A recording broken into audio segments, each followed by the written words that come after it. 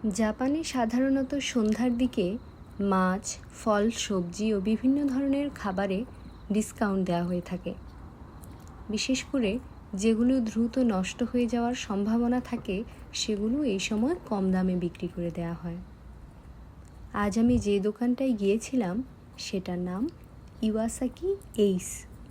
আমার মাছের দরকার ছিল, আর দোকানটা আমার বাসার কাছেই, তাই প্রায়ই এখানে আমি আসি। এখানে বাইরে বসার সুন্দর জায়গা করে দিয়েছে ওরা। যাই হোক, আজও বাইরে সাইকেল রেখে ভেতরে ঢুকতেই আমি দেখলাম সামনে সাজানো আছে ডিসকাউন্টের সুশি, কেক সহ আরও অনেক খাবার। তবে এই খাবারগুলো আমি কিনি না, কারণ জাপানে অনেক খাবারেই পর্ক বা জেলাটিন ইউজ করা হয়, যা আমার জন্য হারাম। তাই আমি এই ধরনের খাবার কিনি না। আমি নিজে রান্না করে খেতেই পছন্দ করি, আর সেই অনুযায়ী আসলে কেনাকাটা করি। তো এখানে দেখতেই পাচ্ছেন যে বেশিরভাগ জায়গায় ফাঁকা পড়ে আছে, আসলে মানুষ আগে থেকেই সেগুলো কিনে নিয়ে গেছে। আর দেখুন, এখানে আরও কিছু ডিসকাউন্টের প্রোডাক্ট আছে যেগুলোর উপরে 20% ডিসকাউন্ট দেওয়া আছে। অনেক সময় 50% ডিসকাউন্টেও পাওয়া যায়। মূলত খাবারগুলো যেন নষ্ট না হয় তাই তারা কম দামে বিক্রি করে দেয় ডিসকাউন্টে, যাতে খাবারও নষ্ট না হয় আর মানুষেরও উপকার হয়। এরপর আমি ধীরে ধীরে চলে গেলাম মাছের সেকশনে। সেখানে অনেক ধরনের মাছই ছিল, কিন্তু আজ কোনো মাছেই আমি ডিসকাউন্ট পেলাম না। এর কারণ হতে পারে হয়তো আমি যাওয়ার আগেই সব বিক্রি হয়ে গেছে, অথবা আজ কোনো মাছে হয়তো ডিসকাউন্ট দেওয়া হয়নি। তাই শেষ পর্যন্ত আমার আর মাছ কেনা হলো না। সত্যি বলতে এখানে প্রায় সব জিনিসের দামই অনেক বেশি। দেখুন, এখানে পিস করে দেয়া মাছ, 2 পিস মাছ এখানে 328 ইয়েন, ট্যাক্স সহ আরেকটু বেশি।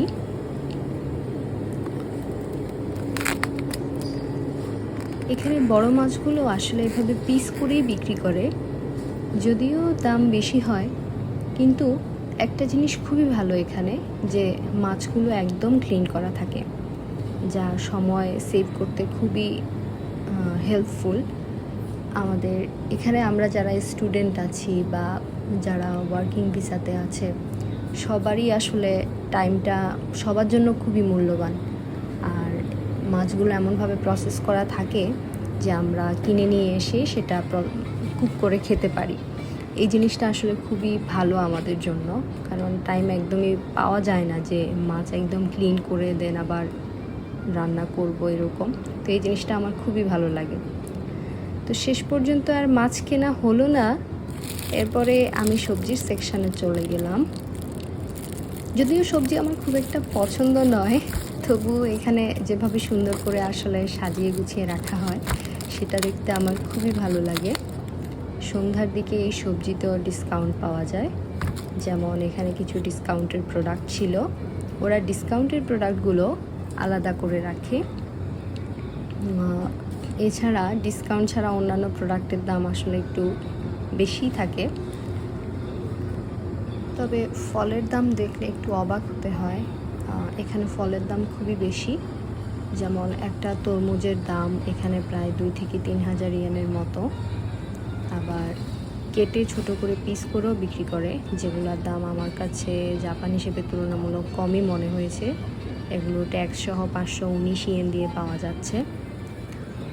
এছাড়াও এখানে একটা সেকশন ছিল দাইসোর মতো, যেখানে 100 ইয়েন দিয়ে অনেক জিনিসই পাওয়া যাচ্ছিল, ট্যাক্স সহ 110 ইয়েন। তা আমি সেখান থেকে একটা কাটার মেশিন কিনলাম, কারণ আমি কাটাকাটিতে একদমই অদক্ষ বলা চলে। যাই হোক, মাছ কিনতে এসে মাছ না পেলেও মোটামুটি ঘুরে আমার ভালোই লাগলো। আজকের ব্লগটা এখানেই শেষ। সবাইকে অনেক ধন্যবাদ। আল্লাহ হাফেজ।